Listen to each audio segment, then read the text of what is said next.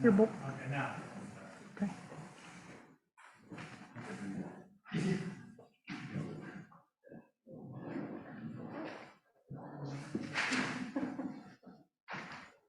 Okay, it's a little bit after 6 o'clock, so we'll go ahead and get started. Call the Johnston City Council work session of 41-16 order. City roll call, please. Councilmember Cope, Here. Evans, Here. Redding, Here. Burkhart, Here. Martin. First item that we have on the agenda this evening is a presentation by the Johnston Coastal Committee. Welcome. Thank you. Well, Mayor, council members, thank you so much for having us tonight. I'm Kathy Anderson, the first chairperson of the Johnston Kosovo Committee. We're going to start tonight with a video that basically highlights the partnership that we've enjoyed up to this point. Thought you guys were talking more than that, sorry.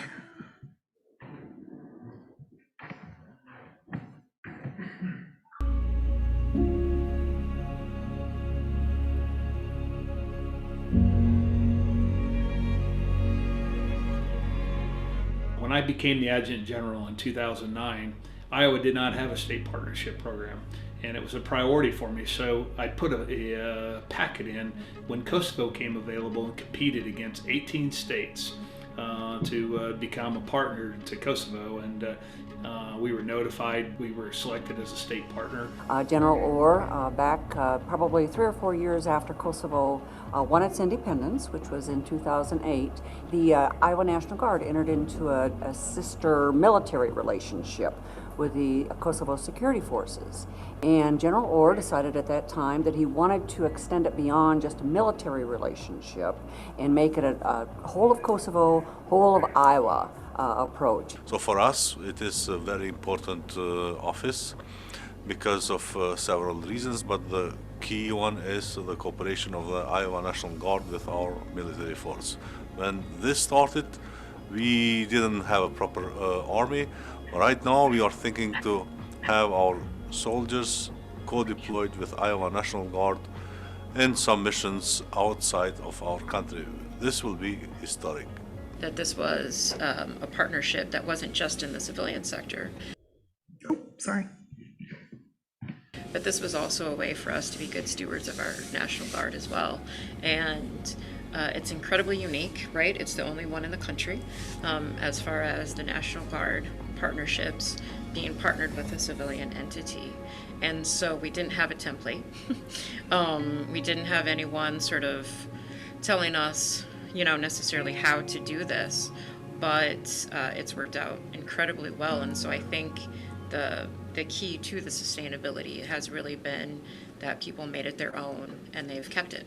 And this has been important because now every day and every moment, people have an opportunity to have a location, a place to go where they can literally bring their ideas, bring their suggestions together to make it happen.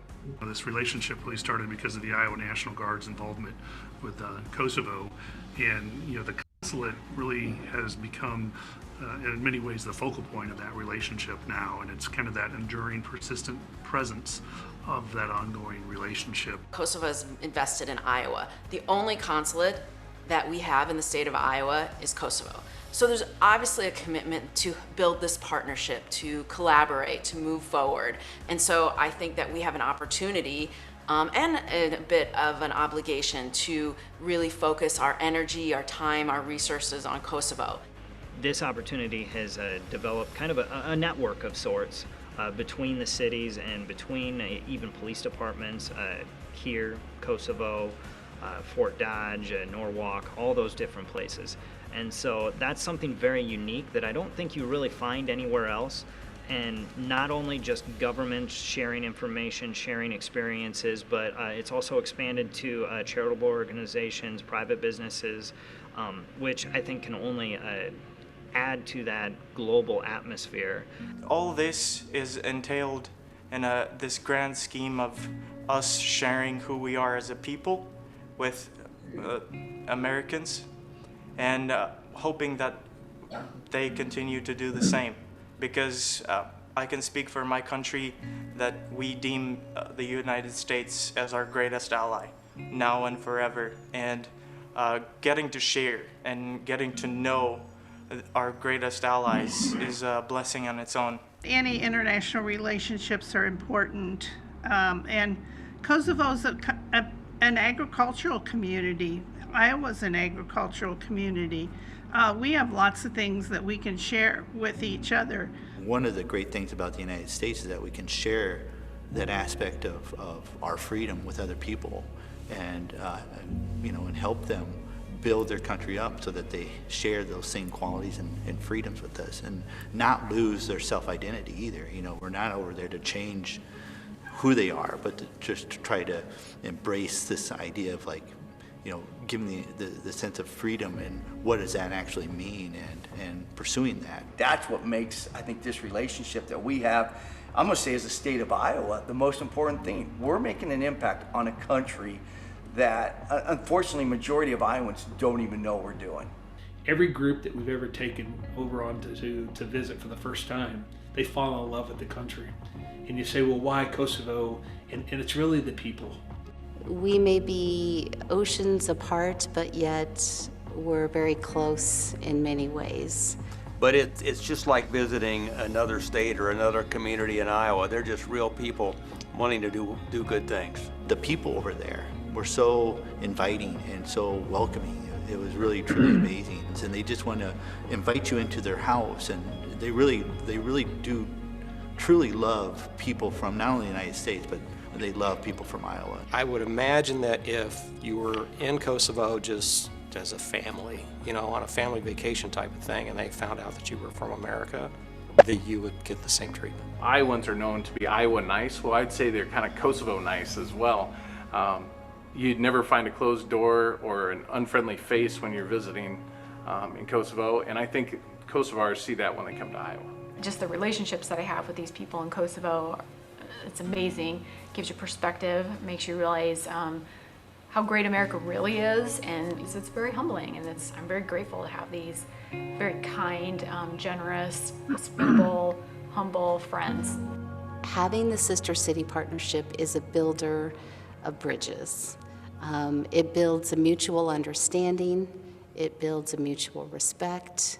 I think it increases stability within our state and our countries, and it also increases peace and really teaching people to embrace individuals of other races and cultures and communities.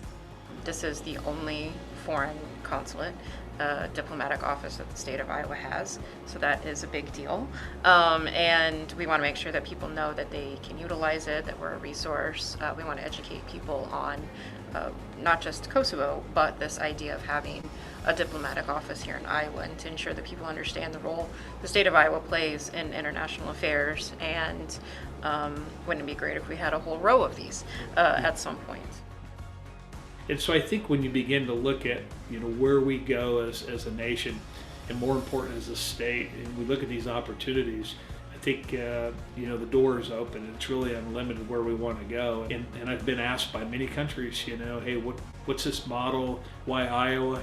And it only really makes sense. I mean, increasing the relationship between Kosovo and Iowa is just one of those very special things that we will look back on as a very worthy endeavor.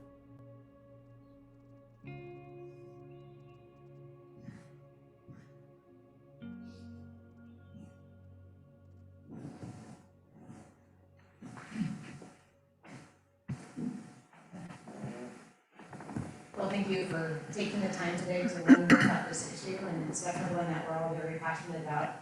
At this point, I've introduced myself. I'm Kathy Anderson. I'm the chair of the committee.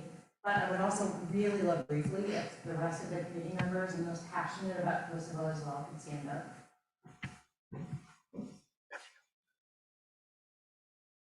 Thank you. This partnership matters to the community. Yeah, maybe if we can have an introduction. Oh, sure. That would be fantastic, please. I'm Todd Jacobus, and I'm the Pristina Committee Chairperson with the Greater Des Moines Sister City Commission. And I'm also on the Board of Directors of the Iowa Sister States. Good evening. My name is Mike One. I'm a retired member of the Iowa National Guard. For many years, I was in charge of our state partnership program with the military to military exchanges.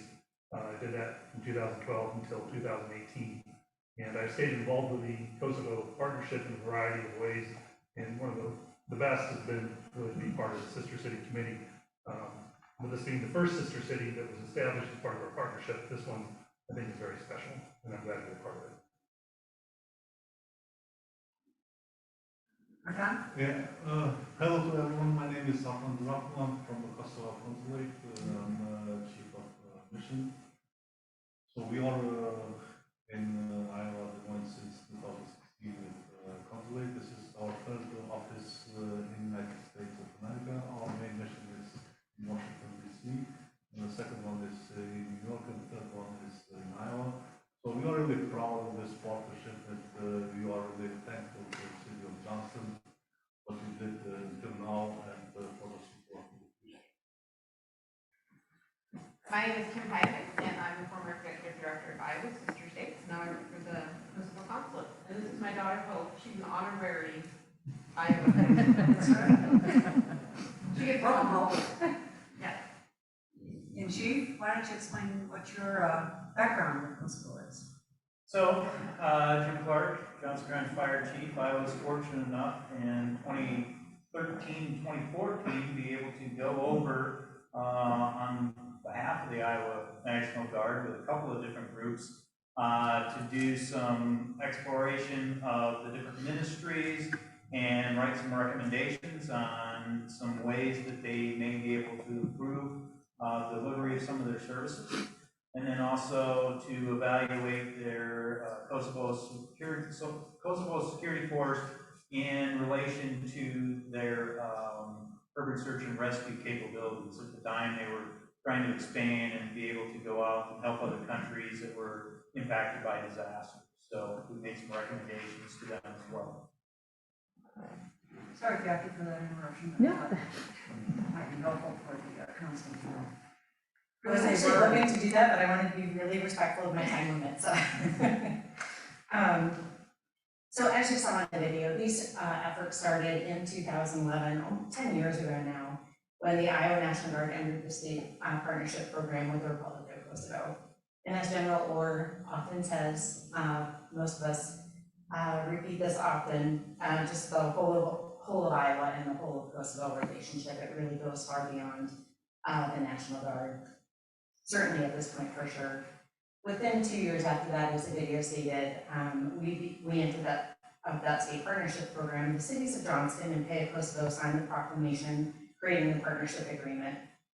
In March of 2018, that was additionally strengthened, incorporating as a 501c3 in March of 2020. The committee includes 13 committee members, all that live in and around Johnston. Most with a professional or personal connection to Kosovo, and all with a passion for furthering this relationship. As you heard in the video, both of the cities have much in common with similar economies, belief in a strong education system, a commitment to growing their communities to be strong and prosperous, and capable of meeting the challenges that face them. In the last few years, I'll just talk a little bit about what the committee has done in the last few years. The committee organized statewide events to celebrate Kosovo's Independence Day in 2019 and 2020, and led the virtual event in 2021, and that was for the whole state of Iowa, with participants from Kosovo as well.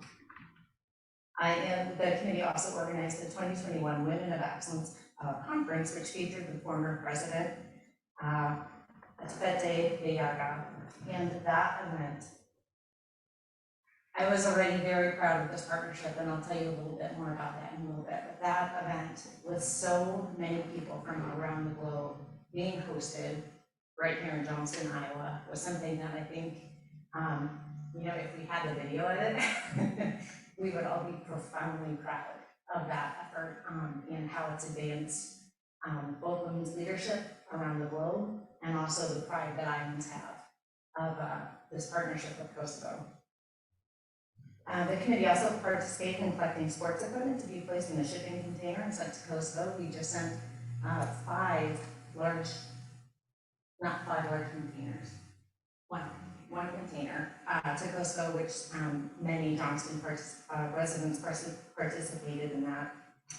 The committee effort that has really so positively impacted our family has been the selection of the Johnston High School students to a camp called TOCA. It's an international leadership camp held in Kosovo, and funding for the students to attend the camp is supported by the Johnston Rotary Club, Smoking Heroes event. Most of us participate that. I know I saw you there. We were there for quite a while over Green Days, and that's been robustly supported by the community. The city of Johnston provides chaperones for the students attending the camp. My daughter 1 year was one of those 4 students selected to attend, and her heart for Kosovo expanded. And truly her world expanded. That summer, our family welcomed 2 different international stays of international students, 2 girls, high school girls from Kosovo, and then 2 college students from Japan. We are better for it as a family. It's profoundly impacted our family, and we're still in touch with each of them today. In fact, one of them has now stayed with us 3 times in the last probably 4 or 5 years, and that's including COVID. So, you know, that global relationship is definitely cemented. Based on past successes and the strong support of the community, we're tremendously excited about the future work of the committee and the long-lasting beneficial impact on the Johnston community.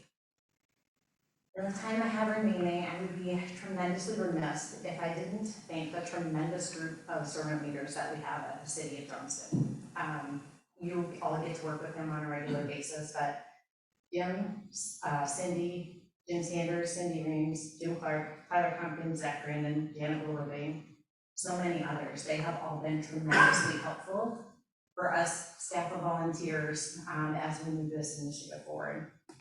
So, City Council, thank you for your support of this committee over the many, many years, and for your interest tonight.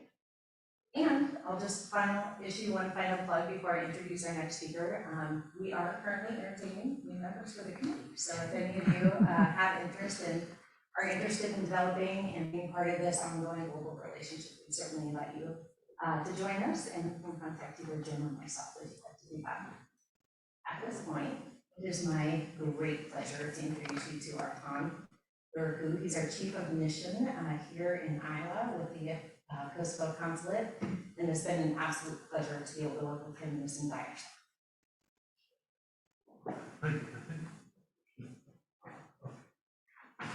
Aaron Brown.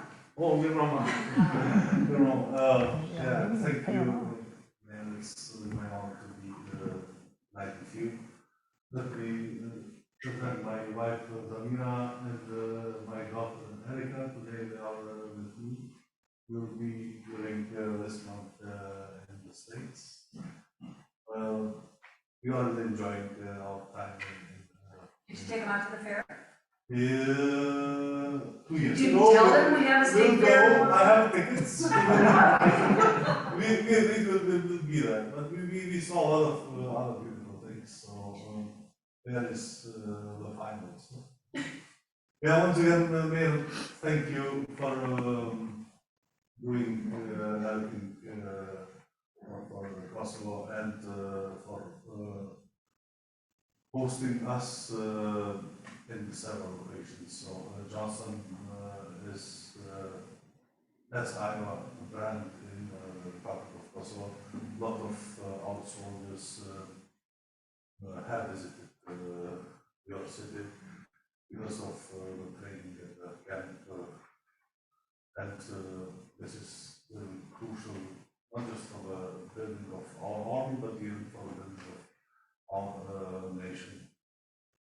10 years ago, we were with our security force and emergency management force.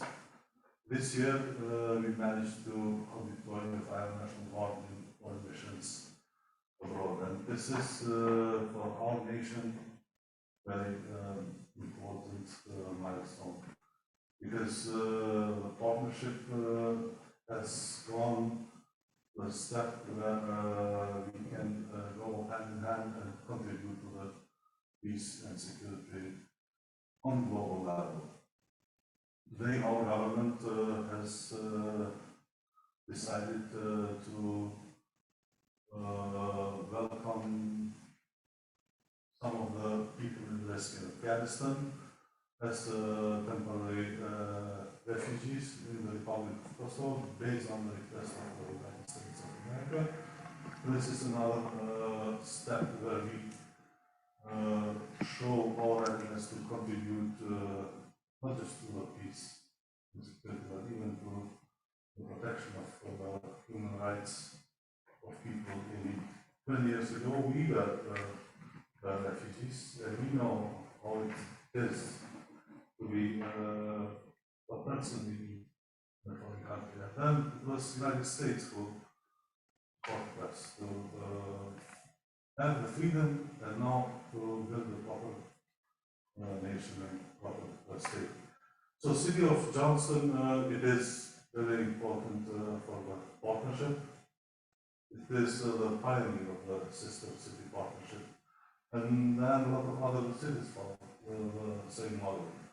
So after you started the partnership with PEA and had mutual visits both to PEA and then people to Iowa, we are growing on a yearly basis with new sister partnership. This shows that the partnership from state level is developing on city level and then even into people relations. And this is important not just for let's say exchange of high officials, but even to some families who are connecting each other. We, as Kosovo, are in a process of further development. We see the next 10 years of the partnership into more sustainable economic development, but we even having some cultural and educational exchanges. So this is why it is important that the city of Johnston continues the support for the partnership, continues sending kids to the different local camps, continuous commitment for different activities with the PEA city, and it is always part of different visits that we have. So in September we will have General Orr leading a group of almost 50 people from Iowa, people from business, people from education, culture, national guard, who will meet with different counterparts in the Republic of Kosovo and trying to develop further the partnership, but even trying to set the new vision for what will come in the next 10 years. We want to thank Mayor Paula, especially for hosting our events of the anniversary of independence, for organizing the Women in the Leadership Position Conference this year, and for your commitment and engagement with President Yahuwah and with other women in leadership position in Kosovo. And of course, thank you to the administrator and to everyone from fire department, police department, from the Johnston city. We are trying to convince someone from Kosovo to come and open a restaurant in the new, let's say, city center. We know that this is a good business idea, but besides trying to convince, we cannot do much more. But maybe during the September trip, someone will see the business opportunity and think of doing Send me in the right direction. Yeah. Let's see if we can get that up. So once again, thank you for doing everything that you do for Kosovo, and thank you for having us here. Thank you, Martin.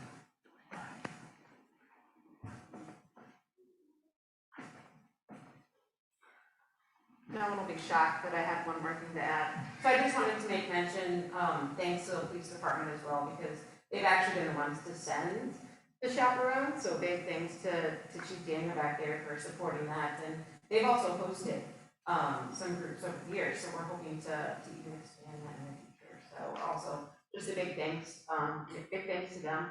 And a big thanks to everybody in this room, because you've all been such a great support. And we just want to make sure to say welcome to the consulate. We're a group company. Come see us, you're welcome in.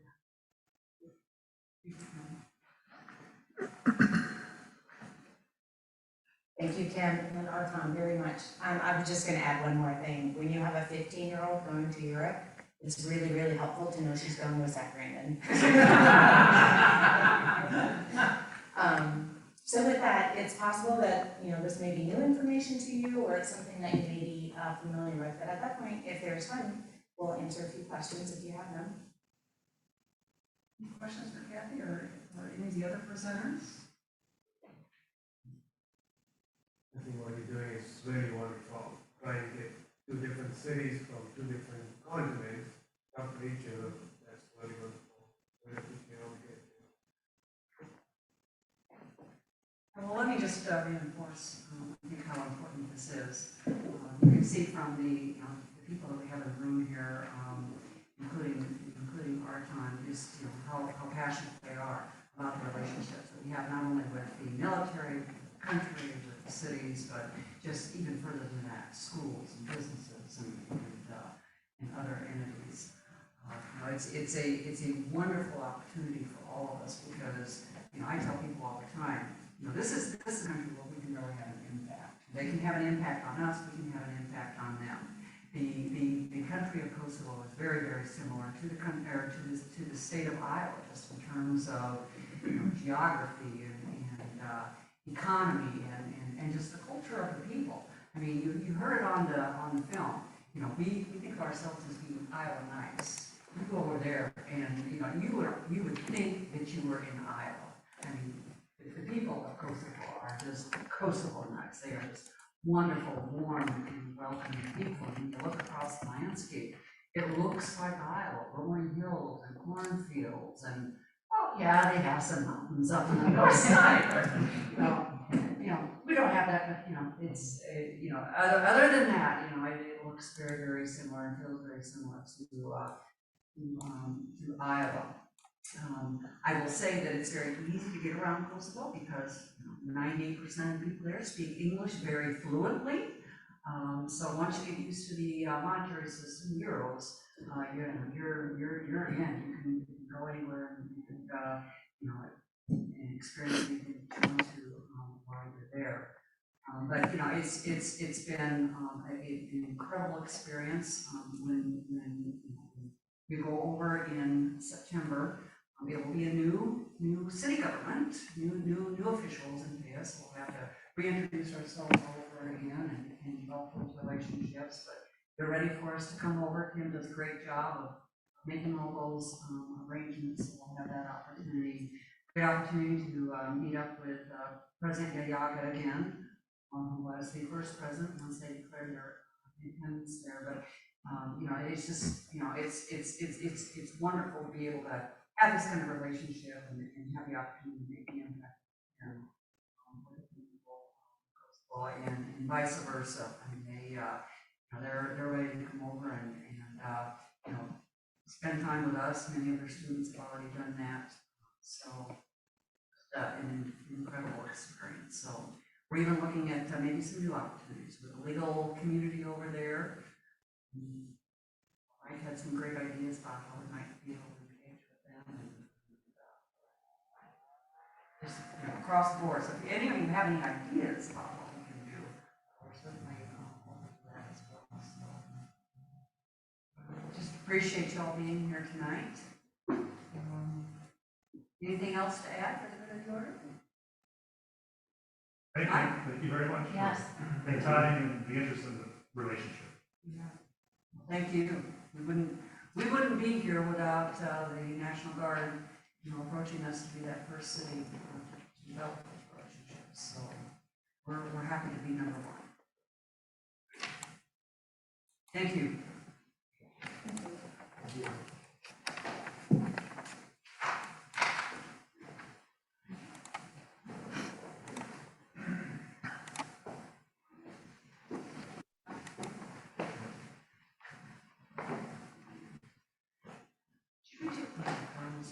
was gonna say, should we take a picture of everybody? Too long. Councilwoman, they're out there. Right. Okay, moving on to the next item on the agenda, and that is to discuss Mulberry Road and Johnston Drive intersection and the design and potential impact of the property at 5360 Mulberry Road.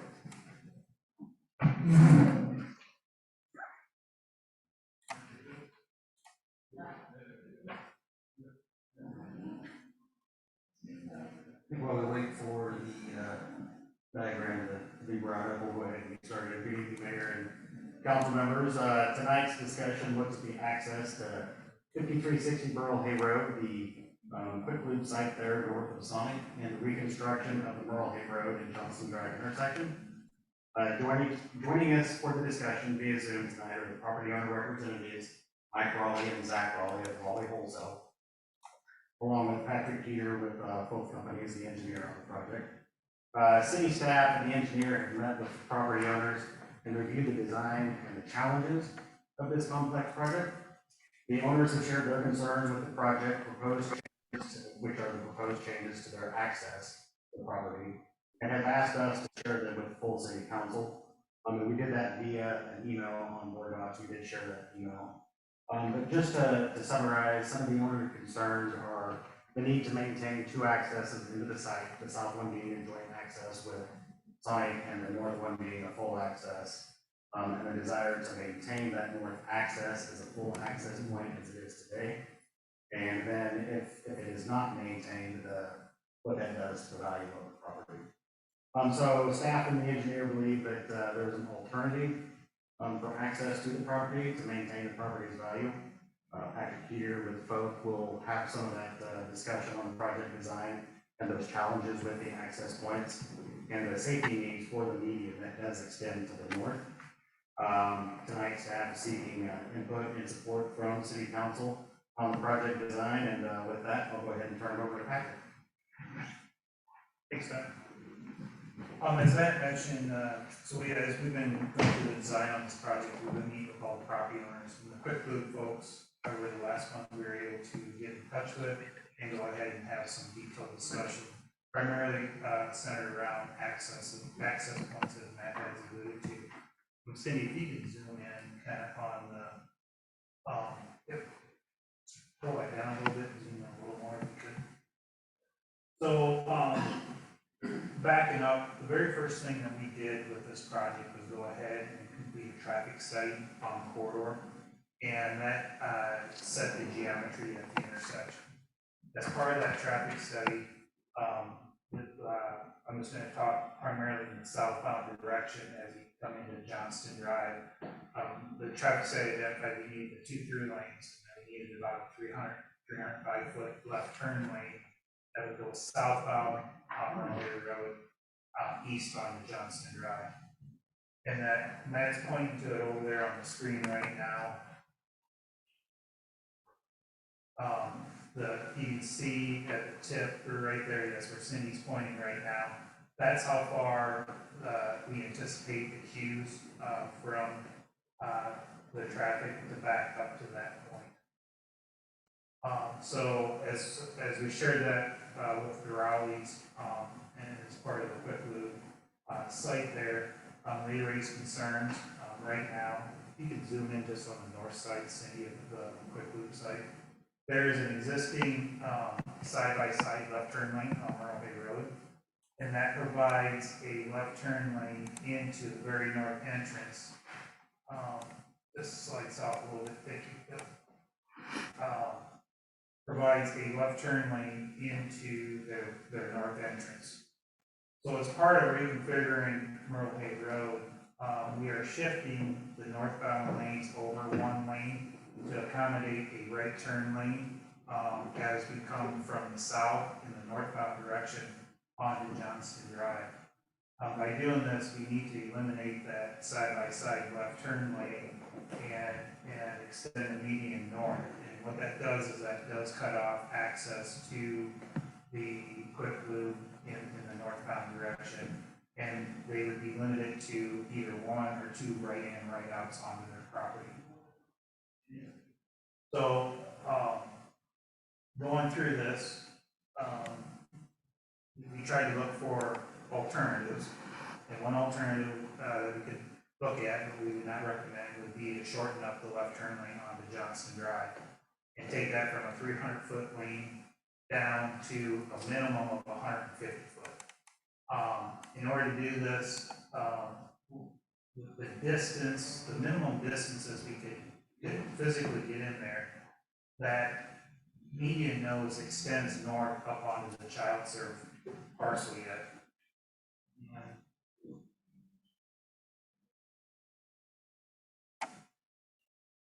It's on. It's on. Okay. And what that does, the 305-foot distance, or excuse me, the 305-foot distance is right here. If we reduce the left turn lane down to 150 foot, put a 120-foot left turn lane in, and put a 100-foot northbound left in, we are still extended up into this area right here. So we physically cannot get a protected left turn lane in the northbound direction with minimum lengths without sacrificing the southbound movement at Johnston Drive. And so that queue length, because of how long that is, we really cannot get that protected left turn lane in there. So the other alternative then is similar to what we've worked with on the other three quadrants of the intersection, is trying to figure out how we get the property owners all to work together to do what's in the best interest of the overall quadrant of the intersection. And what we're doing there, Tim, if you could zoom out so you can see the child serve main entrance in up here. A little more, please.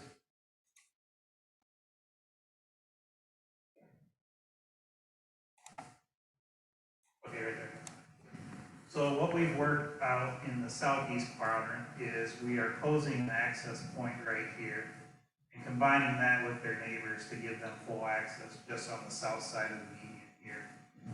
We're working through on the southwest side of the intersection a similar setup between the Jimmy John's, the Poly Ice, and the Christensen parcel. As we work through on the northeast side of the intersection, we've already predetermined the access locations, working through that with the LO companies. They will have a right-in, right-out here on Johnston Drive. They will have a right-in, right-out right here on Merle Hay Road. A full access point here across from the full access that goes into the child serve, which also will be the back access into the Ignite facility. So taking that similar approach, in order to get full access into that parcel, we would need to take and push them up to the child serve access and then bring them back through the Ignite parcel here. Child serve comes out and then go into, see right here, into the quick food site on the very north side of their property. That would give them an access out to a full access point up here. They still would only have direct access. The direct access on Merle Hay Road would only be right in, right out. Preferably, we would like to see that as one driveway, just based on the driveway densities up and down the corridor. But given this situation, we could allow that second access there to remain. I know it's currently being used as a temporary use right now, but as that parcel would redevelop, we would again look at both those access and try to reduce that down to one if possible. I think tonight, as Matt mentioned, we worked through that with the Rowleys and shared that information with them. I know they are online. I don't know if they would like to add any additional discussion points to that. We did share the email with the council, so I don't know if Mike or Zach would like to say anything. Yeah, this is Mike Rowley. Are you able to hear me? Kind of. 1 second here, if we could. Not sure why we can't hear him.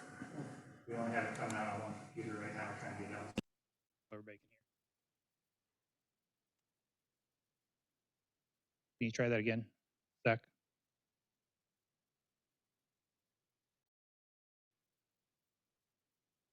This is Mike Rowley. Are you able to hear me now? Yes, we can. Thank you. Oh, and this is much better on the audio on this end. Before we could only hear the keyboard clicking from one computer. My name is Mike Rowley. I'm the treasurer of Pioneer Development, Inc. Pioneer Development, Inc. is the party that owns that property. I know in your meeting agenda, it mentioned Rowley's Wholesale. It's just another company I work for, a sister company, and my email went out under that company. I know you have our email already, and I'm sure you've all read it, so I won't repeat all of that. But what's not in that email that I would like to add is that the most important thing that I'm seeing on the overall plan design is that you're taking a northbound lane and converting it into a right turn lane. We think that's a flawed design because you're losing the center turn lane. I understand from an article in the paper last week, the city may have even purchased the property to the east. So you control that. And what we suggest in the alternative is using part of the parcel to the east for the deceleration lane and right turn lane, keeping the northbound lanes the same lanes that you have now. One of our concerns with eliminating the center turn lane is that trucks visiting the property, you don't have a median that allows U-turns and around, so there's no way for somebody coming off the expressway going north for a truck to be able to turn left into the property. It would be very difficult for any truck to get there, period. In addition, any customer coming from the south would not be able to turn left in there. So we think you should keep the center turn lane so that people going north could turn left into the driveway. And furthermore, we think that the north driveway should be left to be open. When that property was originally platted, it was required to add a cross easement between the parcel that is currently Sonic and Pioneer Development. Matter of fact, people leaving Sonic typically utilize that easement, go to the north driveway and use that to exit to the north. So in effect, the easement that's already been forced onto the parcel couldn't be utilized if you aren't able to turn out and go left. So at a minimum, we think the center left, the center lane should remain as is, or the city should look at acquiring more property in the area of this intersection so that they could add a center section with U-turns that customers and trucks could utilize to turn left to get into the property, or at least pull a U-turn legally and come back to the south to turn into the property. We do think what you've designed now would substantially damage almost completely the value of the property. One of our parcels in Wisconsin, they just did something similar to this, and there's been a loss of at least 40% of the traffic and the business to that location, which would be devastating to try to get this place reopened as a quick lube or for any future developer to use it for some other use. Thank you.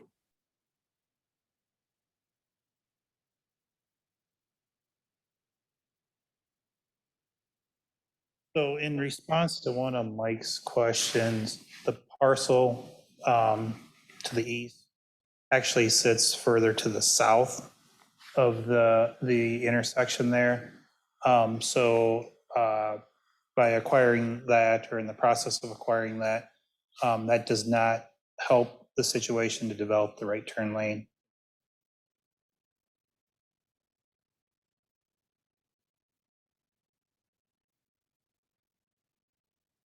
I don't know if you have any questions we can answer.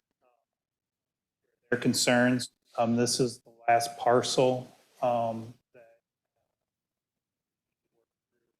access issues with, based on a couple of rounds of meetings that we had with. As I mentioned, just in a nutshell, it's the proximity of the access points to the main. Find a way to allow one of those driveways to stay open and not sacrifice the queue distance at Johnston Drive. we would look at that.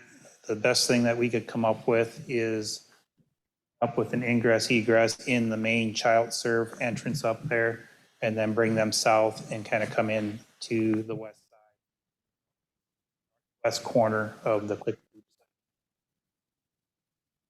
Patrick, I do have a couple of questions. The first of which is, you indicate that they would need, or that you would need 100 feet of center left turn lane, is that correct? And where does that guidance come from? It's just kind of a rule of thumb as a minimum left turn lane. We can get about 4 cars in that, give or take, maybe. So it's really becomes a balancing act at intersections, public streets. The rule of thumb is 150-foot minimum, unless there's a special circumstance, but rarely do we ever go less than that. Can't forget about the taper and opening that up. Now, you could say do a quicker taper. People don't drive it, so there's really no value to doing it. So that's ideally we would prefer 15 to 1. Next question I have, if it's all right, do they currently have an easement with Sonic to come in from the south? Yes, if you see the map up here that Cindy is showing, if you could zoom out, that shows there's a 60-foot ingress egress that goes all the way across the front of the Sonic lot as well as the Quick Lube lot. Now, theoretically, we probably need to update that easement to show that running along the south side of the Sonic. Get them back across to the full access point on Sonic.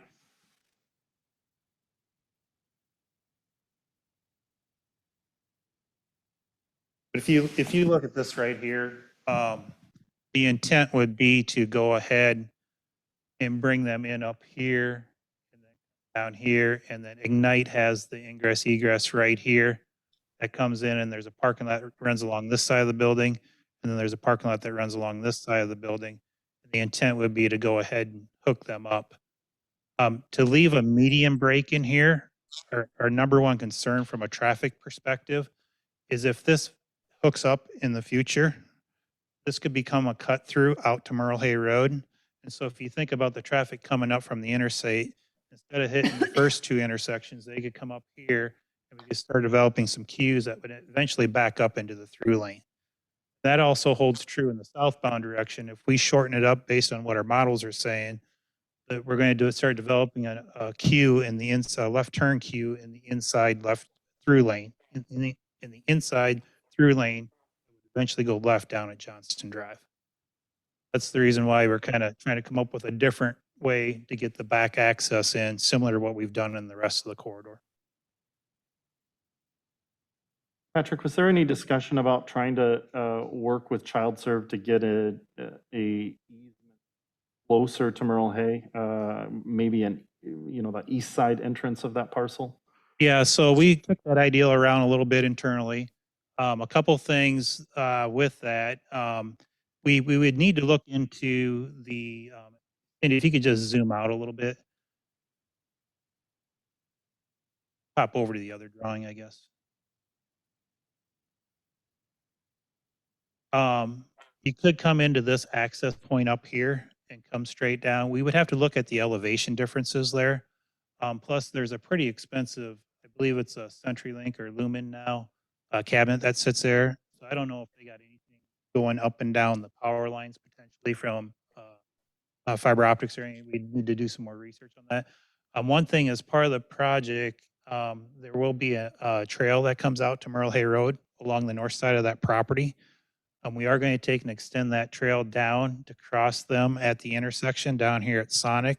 We worked with them last week to get some initial thumbs up on that process. So we would, Ignite would have a crossing here, and this parcel would have a crossing there, relatively close on the trail. So that was one thing. If we could work it out, we could. The downfall about that is we would have 2 crossings on that trail then. Not the end of the world, but it does introduce more pedestrian and vehicle conflict. Patrick, could you just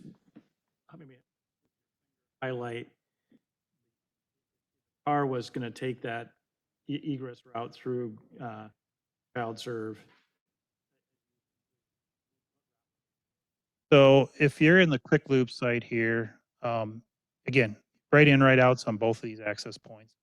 To come back, this point here would need to be connected up with the Ignite project.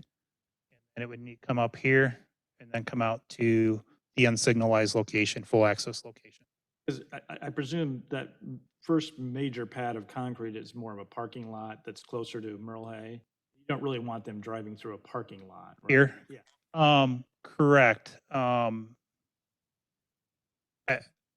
want to say Enterprise parks their cars out there sometimes, I think, potentially their overflow cars. But there is some vehicles that do park out there. I don't see it full all the time. But the primary purpose of that is parking lot, yes. not a drive. Yep. Not a route. That's why we would probably not want to encourage that traffic to go through there. On Merle Hay, so Merle Hay right now is in front of the 5 lanes total. It's actually 6. You got 2 southbound, 2 northbound, and you have what a side-by-side left. Cindy, if you could pull up the other drawing. Side by side is like a two lanes that you can turn left or turn right. Next one, yeah, right here. Northbound you can turn left, and southbound you can. Yeah, so if you see here, this is the southbound left turn lane to get into Johnston Drive, and then this is the northbound left to get into the quick loop site there. So what we did, Cindy, if you could pull up the other drawing. Sorry to keep doing this to you. If you could scooch north just a little bit. There you go. So you had the similar setup right here. And what we did in order to squeeze the right turn lane in here, essentially we would get into this whole parking lot here. Right, so I guess the point of my question, I'm trying to figure out north of Johnston Drive, if we have 6 lanes today, sort of two, and then a large, what will it be like after the project? There'll be 2 southbound, 1 southbound left with a median, 2 northbound through lanes. And then you're going to see into this parcel for the Elwell parcel, they've asked that we build a right turn lane in there for their development. So there'll be 5 lanes with a right turn lane at that location. Patrick, how long will that right turn lane be into Elwell? It's a minimum.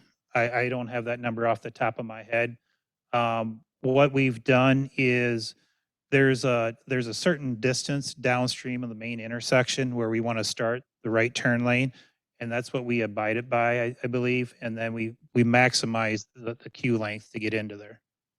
And we worked through that. We gave them bands where they wanted to put the right turn lanes, or excuse me, the right in, right outs on the Elwell on the south side of the property as well as on the north side, and then they could just kind of shift that north and south. There wasn't a lot of room, but there was a little.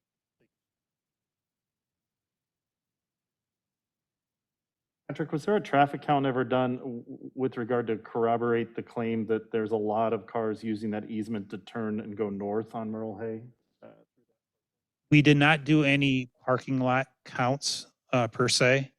I know the sonic circulation is challenging at some points where people get out of their car and start directing traffic at them. So, it is challenging to get through there. But we did not do any, to answer your question, we did not do any parking lot counts.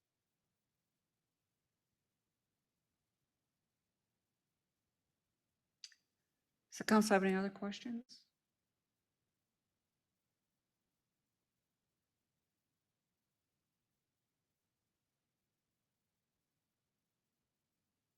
I appreciate the Raleighs joining us for the discussion tonight, and we were looking for feedback from feedback or support of the design that we currently have out there. So listen to. Well, thank you. Thank you for allowing us to participate by Zoom. Hopefully next time we'll come over in person. And we, in the meantime, respectfully request, I guess if our neighbor to the south has a challenge, a neighbor to the east wants a right turn lane, please don't sacrifice us who have already invested in your community.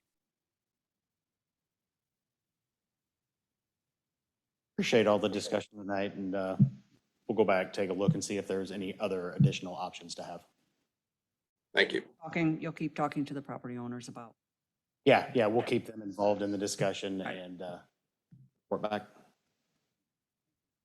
Thank you.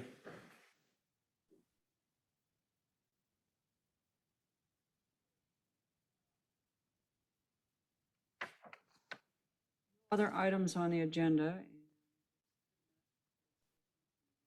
Go ahead and adjourn the work session, and we'll just